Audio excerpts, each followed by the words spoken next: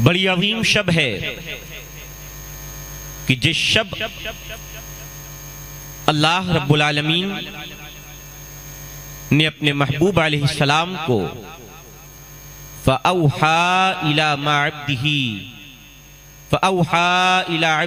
मा औहा के राज़े करीमाना से नवाजा। इस सिलसिले में आला हजरत इमाम अहले सुन्नत कंजुल करामत जबलुल इस्तिकामत परवाने शम्अ रिसालत इमाम मोहम्मद रजा मुहद्दिस बरेलवी ने 67 अशार पर मुश्तमिल एक बहुत अजीम और हसीन कसीदा मेराजिया हदायक़ बख्शिश में रकम तराज फरमाया और उसके लिखने का एक दाई और मुहर्रिक भी था। अपने वक्त के एक बहुत बड़े शायर जो पीलीभीत शरीफ के रहने वाले थे, इमाम अहले सुन्नत की बारगाह में हुजूर की मेराज के ऊपर कसीदा लिख करके पेश करते हैं और कहते हैं, ए इमाम आप मेरे इस कसीदे को सुन लीजिए और अगर कहीं गलती हो तो इस्लाह फरमा दीजिए। वो भी वक्त के शायर थे, उम्दा फिक्र और अच्छी कलमकारी के मालिक थे, मगर इमाम अहले सुन्नत की बारगाह में जब उन्होंने कसीदा पेश किया, आला हजरत ने फरमाया ठीक है, असर के बाद आपके कसीदे को चेक कर दूंगा और सुन लूंगा, थोड़ा वक्त दीजिए। थोड़ी देर के लिए आला हजरत अपने घर में तशरीफ ले जाते हैं और घर से बाहर तशरीफ लाते हैं तो एक लंबा चौड़ा खर्रा और पर्चा लेकर के बाहर आते हैं और कहते हैं, मियां शायर साहब आपके कसीदे को मैं सुन लूंगा, मगर अपने कसीदे से पहले मेरा भी एक कसीदा सुन लीजिए जो मैंने कसीदा मेराजिया हुजूर के मेराज पे लिखा है। आला हजरत ने वो कसीदा मेराजिया, उन्होंने जो कसीदा लिखा था, उस कसीदे का पहला शेर था, सिमते काशी से उठे जानिबे मथुरा बादल, और इसे तमहीद व तशबीब के तौर पर इन अशार को उसमें दाखिल किया।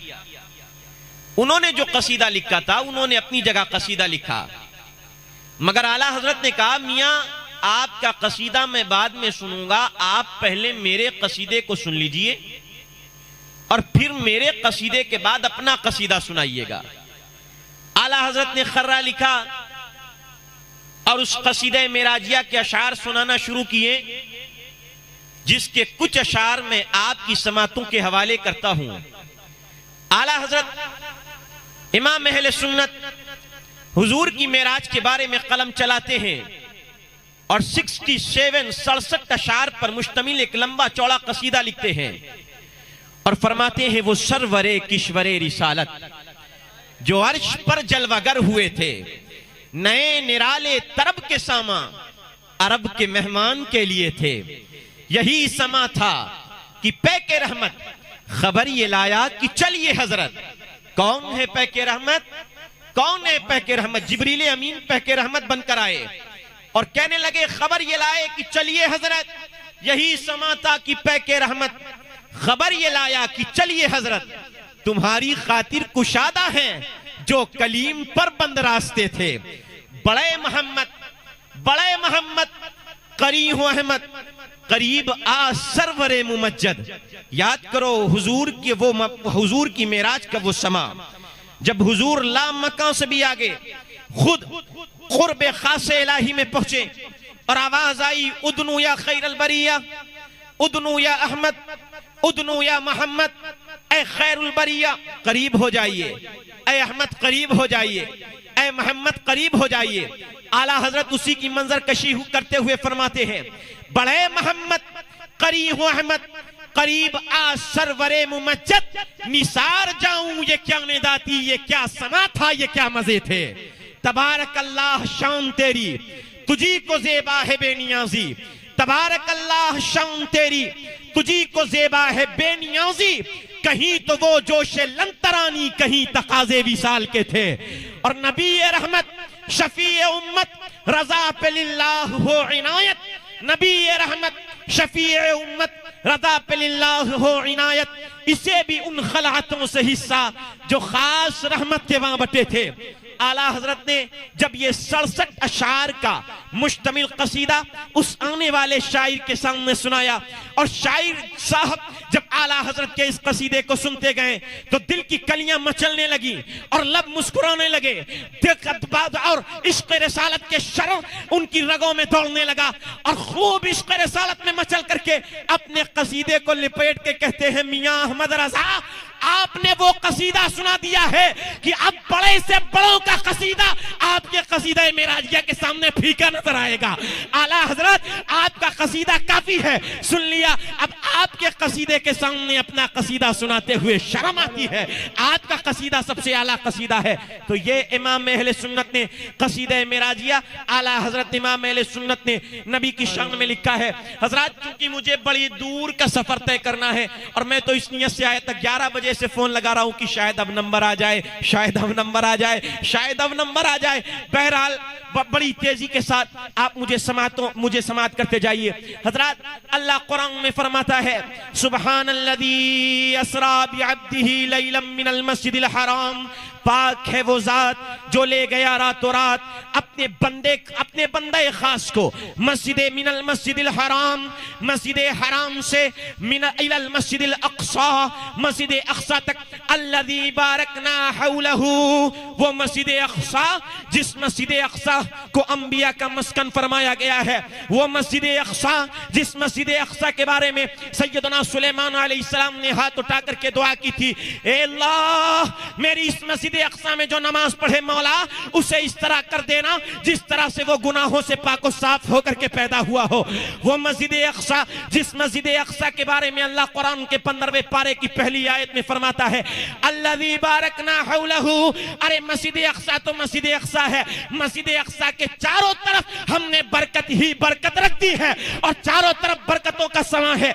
वो मस्जिद अक्सा जिस मस्जिद अक्सा के उस मुल्क फलस्तीन के बारे में अल्लाह के पैगंबर जनाबे मूसा ने फरमाया था, उदखुलिल अर्दल मुक़द्दसा, ऐ मेरे प्यारे बंदे इस शहर मुक़द्दस में दाखिल हो जा। हम बहराइच को शरीफ कहते हैं गाजी की निस्बत की बुनियाद पर, हम अजमेर को शरीफ कहते हैं सरकार ख्वाजा की निस्बत की बुनियाद पर, हम बरेली को शरीफ कहते हैं आला हजरत की निस्बत की बुनियाद पर, हम पीलीभीत को शरीफ कहते हैं शेर बेशे अहले सुन्नत की निस्बत की बुनियाद पर। कुर्बान जाइए उस मुल्क की शराफत और उस मुल्क की अजमत का क्या आलम होगा जिस मुल्क की शराफत और अजमत का तस्करा खुद खुदाए पाक कुरान में फरमाए ये जमीन बाज़ाब्ता मुक़द्दस जमीन है और इसके इर्द गिर्द हमने बरकत ही बरकत रखी है। हजरात वो बैतुल मुक़द्दस जिस बैतुल मुक़द्दस के को अल्लाह के नबी हजरत सुलेमान अलैहिस्सलाम ने जिन्नातों से तामीर फरमाया है, वो बैतुल मुक़द्दस जिस बैतुल मुक़द्दस के बारे में पैगंबर इस्लाम ने हाथ उठा करके दुआ की थी, ऐ अल्लाह जो मेरे इस बैतुल मुक़द्दस में नमाज पढ़ ले, उस बैतुल मुक़द्दस में नमाज पढ़ने वाले एक रकात नमाज पढ़ने वाले को एक नहीं बल्कि अल्लाह 50,000 नमाज का सवाब अता फरमा देना। नारे तकबीर, नारे रिसालत, मसलके आला हजरत, फैज़ाने मुशाहिदे मिल्लत, जलसा जश्न ईद मेराजुन नबी, मुफ्ती मोहम्मद खालिद रजा साहब क़िबला क़ादरी, नारे तकबीर, नारे रिसालत, जिंदाबाद। अल्लाह फरमाता है पाक है वो जात जो ले गया रातों रात के थोड़े से हिस्से में अपने बंदे खास जनाब मोहम्मद रसूलुल्लाह अरवाहुना फिदा अलैहि तहिया व सना को कहां मस्जिद हराम से मस्जिद अक्सा तक, मस्जिद हराम से मस्जिद अक्सा तक, अल्लज़ी बारकना हौलहू, वो मस्जिद अक्सा जिसके इर्द गिर्द हमने बरकत ही बरकत रखी है। क्यों ले गया? सफर का मकसद क्या है? ले जाने की वजह क्या है? अल्लाह वजह भी बयान फरमाता है, लिनूरियहू मिन आयातिना, ताकि अपने इस बंदे खास को आसमानों जमीन में रखी हुई अपनी निशानियों की सैर कराएं। इन्नहू हुवस समीउल बसीर, बेशक ये नबी सुनता भी है और बेशक ये नबी देखता भी है। एक रिवायत में ये है कि ये अल्लाह के नबी की सिफत है और एक रिवायत में ये है ये अल्लाह की सिफत है। अल्लाह सुनने वाला भी है, अल्लाह देखने वाला भी है। अब जरा गौर कीजिए हजरात, मेरे आका अलैहिस्सलाम की मेराज शरीफ के मुतालिक बाज ने कहा नबी तो जिस्म के साथ नहीं गए थे, नबी ने अपने सर के माथे की आंखों से अल्लाह का दीदार नहीं किया है। एक फिरके ने यह भी कहा नबी की ये सैर ख्वाब में सैर थी, नबी की ये सैर कोई जिस्म के साथ सैर नहीं थी। हमने कहा खालिद रज़ा इनसे को जवाब दो, इनसे पूछो, इनसे सवाल करो, अगर नबी की ये सैर फकत रूह की सैर थी, नबी की ये सैर फकत ख्वाब की सैर थी, तो मैं आपसे पूछना चाहता हूं, अगर ये खालिद रज़ा यहां बैठ करके जरा सा आंखें बंद करे और आंखें बंद करके अगर कल को कहे मैं अभी का मैंने रात में ख्वाब देखा, मैं लंदन होकर के आया हूं, एक लम्हे के अंदर मैंने लंदन को देख लिया है, मैंने बर्तानिया के बड़े बड़े मुल्कों को देख लिया है, मैंने बर्रे आदम अफ्रीका को देख लिया है, मैंने बर्रे आदम यूरोप को देख लिया है। हजरात जब आपसे ये कहा जाए कि मैंने ये चीजें ख्वाब में देखी हैं, बताओ कल आप इनकार कर सकते हो कि नहीं मियां खालिद रज़ा आपने कुछ नहीं देखा है, ना आपने ख्वाब में लंदन, ना आपने लंदन देखा है, आप झूठ बोलते हैं। आप ये नहीं कहेंगे क्यों? इस बुनियाद पर कि ख्वाब में इंसान के लिए मुमकिन है कि इंसान ख्वाब में लंदन भी चला जाए, इंसान ख्वाब में अमेरिका भी चला जाए, इंसान ख्वाब में मक्का मदीना चला जाए और एक लम्हे में जाकर के वापस आ जाए, ये हो सकता है, इस पर इनकार नहीं किया जाता है और कहने वाले को झूठा नहीं कहा जाता है। मगर देखिए जब मुस्तफा ने मक्का के काफिरों से फरमाया ऐ मक्का के काफिरों, रात मैंने देखा है, मस्जिद हराम से मस्जिद अक्सा तक की सफर किया है, वहां नबियों की इमामत की है, बुराक की सवारी की है और फिर उसके आगे आसमानों की सैर की है, जन्नत और दोज़ख को देखा है, मैंने रब का दीदार किया है। तो अब काफिर कहते हैं ए मोहम्मद तुम झूठ कहते हो, ए मोहम्मद तुमने कुछ नहीं देखा है, अबू जहल ने इनकार कर दिया है, उतबा और शैबा ने इनकार कर दिया है। इन काफिरों का इनकार करना इस बात की दलील है कि नबी ख्वाब की बात नहीं कर रहे थे, नबी आलमे बैदारी में रब को देखने की बात कर रहे थे। इसी बुनियाद पर काफिरों ने इनकार किया है। हजरात जरा गौर कीजिए, अब नबी करीम अलैहिस्सलाम को मेराज कराने में हिकमतें क्या है, मुस्तफा को मेराज क्यों कराई गई है, आका अलैहिस्सलाम को मेराज किस लिए कराई गई है, आका को मेराज कराने की हिकमतें क्या है। आप देखिए मेराज कराने की बड़ी हिकमतें हैं। आज तक अल्लाह के नबी अल्लाह के नबी से पहले हजरत आदम से लेकर के मुस्तफा की आमद तक 1 लाख से जायद पैगंबर तशरीफ लाए हैं। हर नबी ने कहा है अशहदु अल्ला इलाहा इल्लल्लाह, मैं गवाही देता हूं अल्लाह एक है। मगर आदम से पूछिए हे आदम क्या तुमने अल्लाह को देखा है, जवाब देंगे नहीं देखा है। हे मूसा तुमने अल्लाह को देखा है, जवाब देंगे नहीं देखा है। ईसा तुमने अल्लाह को देखा है, जवाब देंगे नहीं देखा है। इब्राहिम तुमने देखा होगा, नहीं इब्राहिम ने भी नहीं देखा है। इस्माइल आपने देखा है, नहीं हजरत इस्माइल ने भी नहीं देखा है। इसहाक आपको ही अल्लाह के दीदार की बात कीजिए, नहीं हजरत इसहाक ने भी नहीं देखा है। यूसुफ आप बताइए, यूशा आप बताइए, दानियाल आप बताइए, साले आप बताइए, शुएब आप बताइए, ईसा यहया आप बताइए, मूसा आप बताइए, शुएब आप बताइए, लूत आप बताइए, हुद आप बताइए, नूह आप बताइए, अंबिया किराम की जमात 1,24,000 अंबिया आपसे पूछता हूं, आप कहते हो मैं गवाही देता हूं अल्लाह एक है, अल्लाह को देखा है, तो आपने देखा नहीं है, आप गवाही दे रहे हैं, सुनी हुई गवाही दे रहे हैं। रब की कायम करदा बुरहान को देख करके आप अल्लाह की वहदानियत पर, अल्लाह के वजूद पर गवाही दे रहे हैं। मगर गवाही की तकमील, गवाही का इकमाल, गवाही की मुकम्मल होना कब होता है? गवाही मुकम्मल तब होती है जब कोई अपनी आंखों से देख ले तो सारे अंबिया ने जो गवाही दी उस गवाही की तकमील किसी एक की गवाही पर होनी चाहिए, और उस गवाही की तकमील अल्लाह ने हम सब के आका जनाब मोहम्मद रसूलुल्लाह से करवा करके फरमा दी कि ऐ अंबिया तुमने नहीं देखा है, मगर तुम सबके सरदार जनाब मोहम्मद रसूलुल्लाह फकत सुन करके खुदा के एक होने की गवाही नहीं दे रहे हैं, बल्कि खुदा को देख करके खुदा के एक होने की गवाही दे रहे हैं। सुभान अल्लाह। नारे तकबीर, नारे रिसालत, नारे रिसालत, जलसा जश्न ईद मेराजुन नबी, जलसा जश्न ईद मेराजुन नबी, नारे तकबीर, नारे रिसालत। हजरात जरा जहनों को करीब कीजिए, और क्या हिकमत है नबी को दीदार कराने की।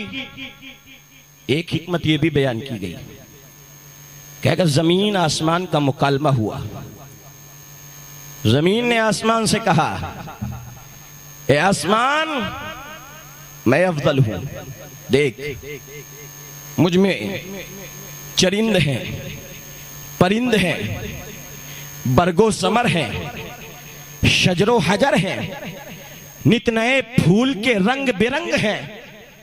ए जमीन, जमीन बोली ए आसमान मैं तुझसे अफजल हूं। आसमान बोला अगर तुझ में ये है तो सुन, है जमीन हमारे अंदर तारों का झुरमुट है, तो आसमान जैसा चमकता सूरज है, जो चांद जैसी दमकती और चांदनी बिखेरता हुआ चांद है। जमीन बोली सुन, मुझ में काबा है। जमीन बोली सुन, मुझ में काबा है। आसमान बोला सुन, हम में बैतुल मामूर है। जमीन बोली सुन, मुझ में इंसान की आबादी है। आसमान बोला सुन, हम में फरिश्तों का इज्तिमा है। जमीन बोली सुन, तुझ में अगर ये सारी चीज है तो सुन ले, हम पर मदीना मदीना मदीना मौजूद है, और उस मदीने में रहने वाले, उस मक्का में रहने वाले मोहम्मद अरबी की जात मौजूद है। अब आसमान इतना सुनता है, आसमान झुक जाता है, आसमान झुक जाता है, आसमान सोचने पे मजबूर हो जाता है। आला हजरत ने इसका नक्शा खींचा है और आला हजरत फरमाते हैं हम खाक हैं और खाक ही मावा है हमारा, खाकी तो वो आदम जदे आला है हमारा, और खम हो गई पुश्ते फलक इस ताने जमीन से, सुन हम पे मदीना है वो रुतबा है हमारा। खम हो गई पुश्ते फलक इस ताने जमीन से, सुन हम पे मदीना है वो रुतबा है हमारा। अब जब जमीन के इस ताने को आसमान ने सुना, आसमान का सीना शक हो गया। हाँ हाँ, आखिरी पैगंबर तो जमीन में है, नबियों के सरदार तो जमीन में है, खुदा की मखलूक में सबसे अफजल जो आला शख्सियत है वो तो जमीन में है, ये मखलूक तो कहीं और नहीं है। अल्लाह अकबर। आसमान ने अर्ज किया हे बारे इलाह, ए परवरदिगार आलम, आखिर इस महबूब नबी को आसमान पे बुला करके इस अर्श आज़म को, इस सात तबका, इन सातों तबका आसमानों को कब शर्फियाब फरमाएगा। अल्लाह ने आसमान की दुआ कबूल की और फरमाया हे आसमान सुन, तेरा रुतबा भी आला हो गया।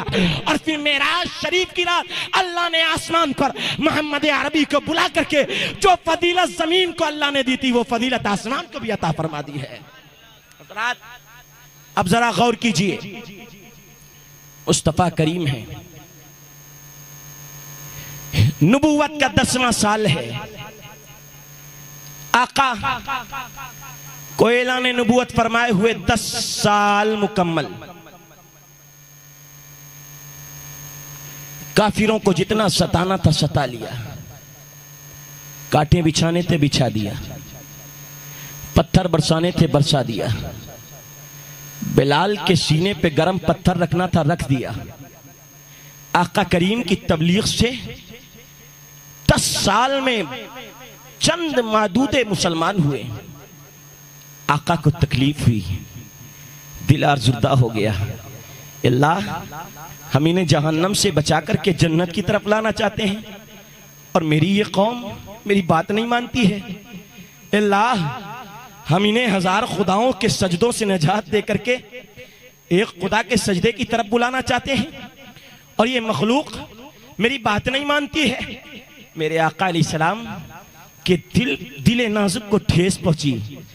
एक दिन नबूवत का 10वां साल, 27वीं रजब का महीना, 27वीं तारीख, 27वीं शब, जिब्रील को हुक्म हुआ महबूब, आज महबूब के दिले नाज़नी को तकलीफ पहुंची है, ठेस पहुंची है, जाओ उस महबूब को बड़ा इनाम देना है। उस महबूब को बहुत बड़ा तोहफा अता फरमाना है। फरिश्तों के सरदार जिब्रील 70,000 फरिश्तों की जमात लेकर के जमीन पर नुज़ूल इजलाल करो। अब फरिश्तों का जुलूस लेकर के, बुराक की सवारी लेकर के मुस्तफ़ा उम्मे हानी के घर आराम फरमा है। आका करीम अलैहिस्सलाम अब महवे इस्तराहत है, मेरे आका बिस्तरे इस्तराहत पे आराम फरमा है। 70,000 फरिश्तों का जुलूस लेकर के सैयदना जिब्रील अमीन आते हैं। उम्मे हानी की छत पड़ जाती है, जिब्रील अमीन अंदर दाखिल होते हैं। आका आराम फरमा है, कदमों तले खड़े हो जाते हैं।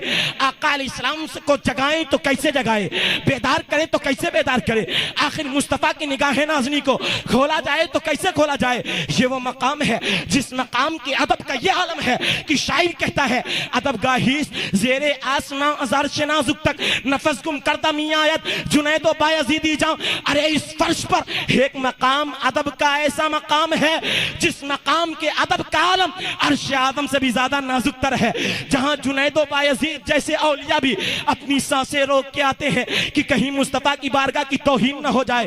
फरिश्तों का सरदार हाजिर है, महवे फिक्र में महव है, सोच रहा है। नबी आराम फरमा है, आका को जगाएं तो कैसे जगाएं, मुस्तफ़ा को बेदार करे तो कैसे बेदार करे। आका अलैहिस्सलाम की निगाह नाज़नी को खोला जाए तो कैसे खोला जाए। आवाज आती है, अज्जिल या जिब्राइल, हे जिब्राइल जल्दी करो, वक़ब्बिल क़दमै, ए जिब्राइल इंतजार काहे का करते हो। अपने नूरानी होठ मुस्तफ़ा के नूरानी तलवों पे रख दो, मुस्तफ़ा बेदार हो जाएंगे।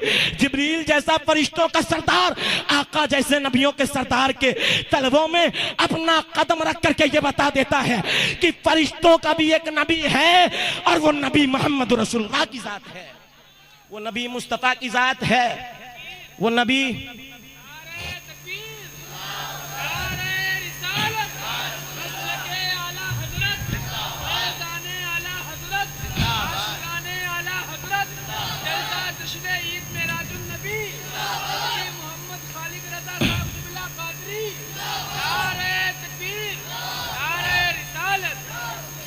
अल-मुख्तसर। जिब्रील ने तलवों में अपने नूरानी होंठ रखे, आका को ठंडक महसूस हुई। मुस्तफ़ा ने आंखें खोल दी। ए जिब्राइल, इतनी देर रात कैसे आना हुआ। अर्ज करते हैं, या रसूलल्लाह इन्नल्लाह इश्ताक़ा इला लिक़ाइका। या रसूलल्लाह, अल्लाह आपसे मिलना चाहता है, आपकी मुलाकात का शौक रखता है, अल्लाह आपसे मिलना चाहता है। और हुक्म है जिब्राइल ताखीर न करना, बहुत जल्दी जल्दी जल्दी जिब्राइल हाजिर होना। आकाए करीम अलैहिस्सलाम बेदार होते हैं, वज़ू फरमाते हैं। मुख्तसर ये आका वज़ू फरमाते हैं, नमाज अदा करते हैं। जिब्राइल एक सोने की मुस्तफ़ा फरमाते हैं, एक सोने की तश्त जिब्राइल लेकर के आते हैं और लाने के बाद उस सोने की तश्त में इल्म और हिकमत की नूरानियत भरी हुई थी। जिब्राइल ने मेरे सीने को शक फरमाया, जिब्राइल ने मेरे सीने को चाक किया और मेरे दिल को निकाला। आबे ज़मज़म से जिब्राइल ने मेरे सीने को धुला और जिब्राइल ने मेरे सीने को धुलने के बाद वो मेरे दिल को ईमान और हिकमत की तश्त, मेरे दिल में ईमान और हिकमत की तश्त को उंडेल दिया और फिर सीने को बंद कर दिया।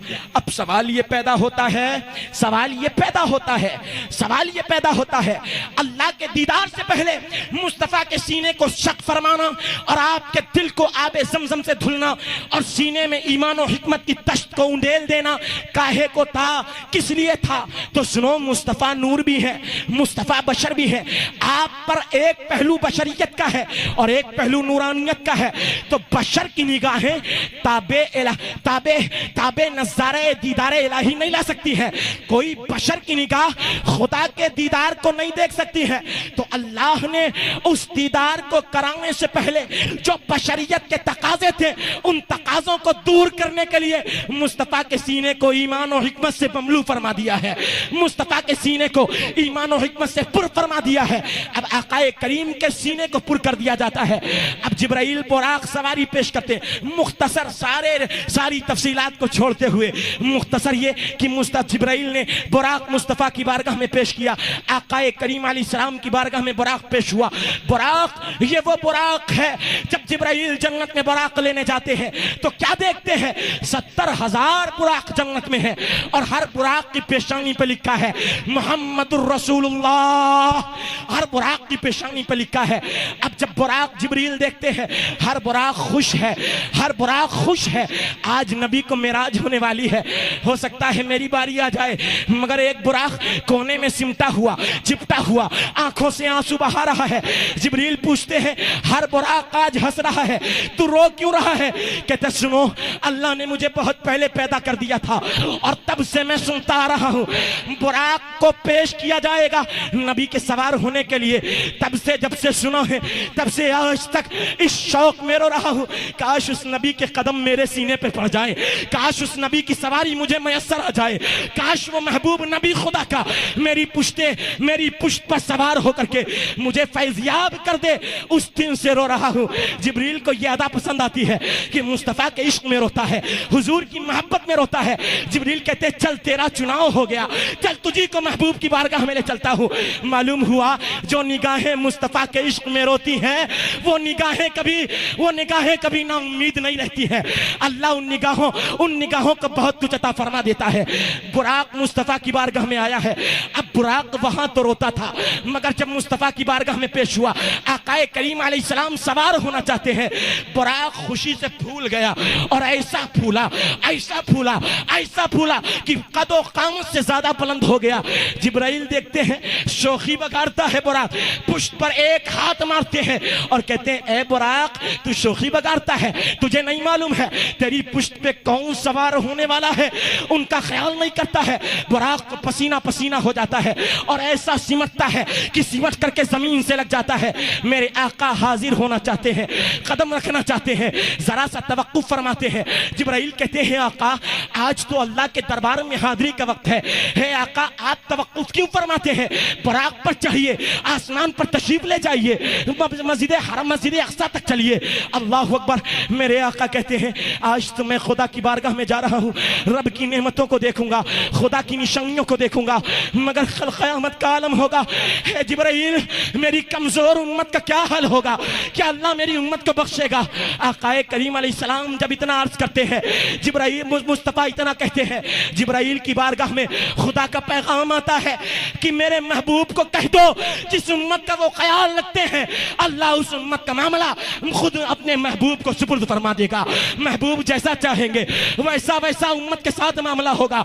आकाए करीम बुराक पर सवार होते हैं, सवारी चलती है। अभी मेरे भाई सैयद साहब सुना रहे थे कि जब मेरे आका की सवारी चली तो मुस्तफा करीम अलैहिस्सलाम ने रास्ते में कई अजायब कुदरत देखे, उनमें एक कुदरत का मुजाहिरा किया। मेरे आका फरमाते हैं, सही मुस्लिम की हदीस है, मररतु बिक़ब्र मूसा व हुवा क़ाइमुन युसल्ली फ़ी क़ब्रिही, मैं मूसा अलैहिस्सलाम की कब्र के पास से गुजरा, मैंने देखा मूसा अपनी कब्र में खड़े होकर के नमाज पढ़ रहे हैं। हमने कहा अब जरा देखो मूसा कब्र के अंदर है, मूसा कब्र के अंदर है। ए सुन्नियों अपने अकीदे पे कुर्बान जाओ और मेराज शरीफ की इस रिवायत से अपने अकीदे पे मोहर लगवाते जाओ कि सुन्नियों तुम्हारा ही अकीदा सच्चा है, सुन्नियों तुम्हारी ही फिक्र अच्छी है, सुन्नियों तुम्हारा ही अकीदा असहाबे सुफ़्फ़ा का अकीदा है और आज के बदअकीदों का अकीदा गुमराहाना अकीदा है। मेरे आका फरमाते हैं मैं मूसा की कब्र के पास से गुजरा, मैंने देखा मूसा अपनी कब्र में खड़े होकर के नमाज पढ़ रहे हैं। हमने कहा एक मसला तो ये मालूम हुआ कि आज जो कहते हैं नबी मर करके मिट्टी में मिल गए हैं उनका अकीदा बातिल है, अकीदा वही सच्चा है जो बरेली के अहमद रजा ने बताया है कि तू जिंदा है वल्लाह, तू जिंदा है वल्लाह, मेरी चश्मे आलम से छुप जाने वाले। एक अकीदा तो यह साबित हुआ कि अल्लाह के पैगंबर जिंदा होते हैं और दूसरा अकीदा यह साबित हुआ कि मूसा कब्र से बाहर नहीं, मेरे आका फरमाते हैं कब्र के अंदर नमाज पढ़ रहे हैं और कब्र के ऊपर एक दो मिट्टी नहीं, मनोमन मिट्टी होती है। आप कब्रिस्तान में जाइए, अपने बाप की कब्र पे खड़े होकर फातिहा पढ़िए, अपने दादा की कब्र पे खड़े होकर फातिहा पढ़िए, अपने परदादा की कब्र पे खड़े होकर फातिहा पढ़िए और वहां देखिए कब्र में मेरे दादा क्या कर रहे हैं, नमाज पढ़ रहे हैं या मारे जा रहे हैं, अदाब हो रहा है या सवाब हो रहा है। आपको इल्म नहीं होगा, मगर सुन्नियों तुम्हारा ही अकीदा सच्चा है। मेराज के वाक़ये ने बता दिया कि नबी वो नबी है जो मनोमन कब्र में नीचे हजरत मूसा अलैहिस्सलाम के नमाज पढ़ने को भी मुलाहिजा फरमा लेते हैं, नमाज पढ़ने को भी देख लिया करते हैं। तभी तो आला हजरत कहते हैं शश जहत समतो मकाबिल, शबो रोज एक ही हाल, धूम वन नज्म में है आपकी बीनाई की। और आका और कोई गैब क्या तुमसे नेहा हो भला, जब ना खुदा ही छिपा तुम पे करोड़ों दुर।